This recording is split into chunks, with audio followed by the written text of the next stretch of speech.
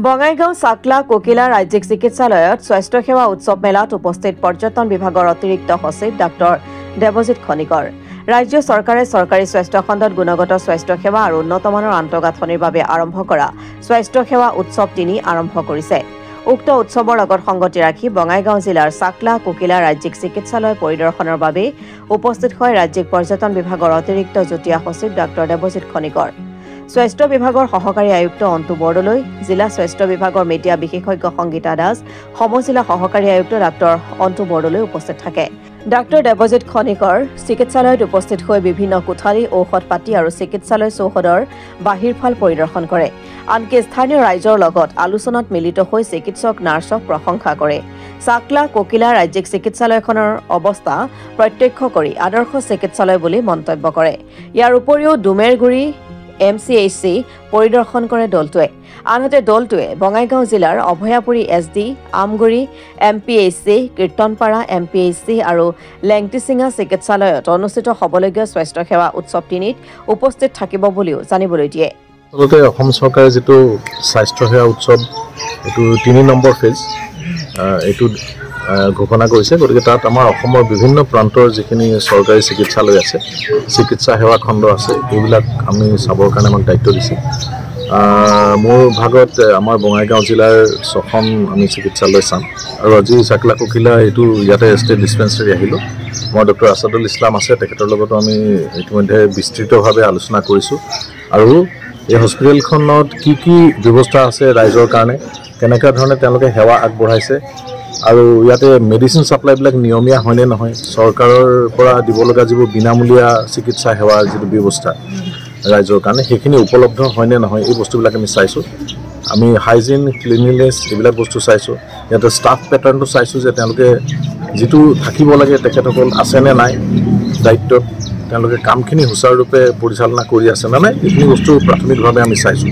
ইয়াৰ ৰাইজৰ লগতো কথা পাতিছোঁ যে তেওঁলোকৰ কিবা অভাৱ অভিযোগ আছে নেকি, ডক্টৰ, নাৰ্ছ বা পেৰামেডিক্স বা অন্যান্য তেওঁলোকৰ চিকিৎসা কৰ্মী লৈ পেলাই তেনেকুৱা অসুবিধা পোৱা বুলি ৰাইজে কোৱা নাই। ইয়াতে আহি ছাৰ কি কি পাইছে, পজিটিভ কি কি পাইছে আৰু নেগেটিভ কি কি পাইছে?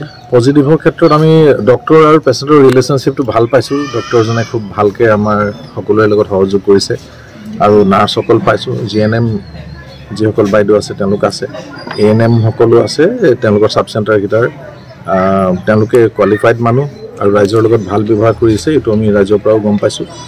আৰু মই এটা বস্তু খুব ভাল লাগিছে যে গোটেই কেম্পাছটো খুব সুন্দৰভাৱে মেইনটেইন কৰা হৈছে। ক্লিনলিনেছ যিটো আমাৰ পৰিষ্কাৰ পৰিচ্ছন্নতা ৰাইজৰ কাৰণে এইটো খুবেই প্ৰয়োজন। আমি ৰোগটো চিকিৎসা কৰাতকৈ নিবাৰণ কৰাটো প্ৰথম কথা, মানে যাতে ৰোগ নহয় সেইটো কাৰণে ক্লিনলিনেছটো খুব প্ৰয়োজনীয় কথা। সেইটো বস্তু ইয়াতে দেখিছোঁ যে খুব ভাল প্ৰেক্টিচ এটা হৈ আছে আৰু ৰাইজৰ কাৰণে অন্যান্য যিখিনি সেৱা ইয়াতে আগবঢ়াইছে তেওঁলোকৰ সেইখিনি মই পজিটিভ বুলিয়ে ভাবিছোঁ। ইয়াতে আমাৰ তেনেকুৱা নেগেটিভটো মোৰ চকুত পৰা নাই। গতিকে ইয়াৰ ষ্টাফটো পূৰা আছে, ফুল ষ্ট্ৰেংথে আছে। গতিকে এখন মই ভাবোঁ এখন আদৰ্শ চিকিৎসালয়, ভালকৈ ৰাইজে সেৱাখিনি পাই আছে। যিটো স্বাস্থ্য সেৱা উৎসৱ 3.0 এইটো চলি আছে, 3 তাৰিখৰ পৰা আৰম্ভ হৈছে আৰু 5 তাৰিখলৈকে চলিব। আমাৰ ইতিমধ্যে যোৱাকালিও ভালেকেইখন চিকিৎসালয়, হস্পিটেল পৰিদৰ্শন কৰা হৈছে।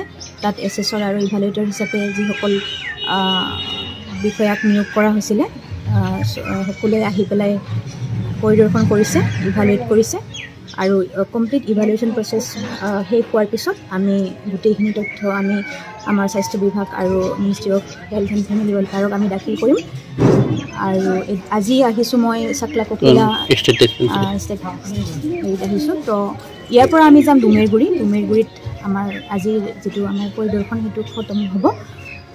বাকী আপোনালোকক অহাৰ কাৰণে মই ধন্যবাদ জনাইছোঁ। Thank U.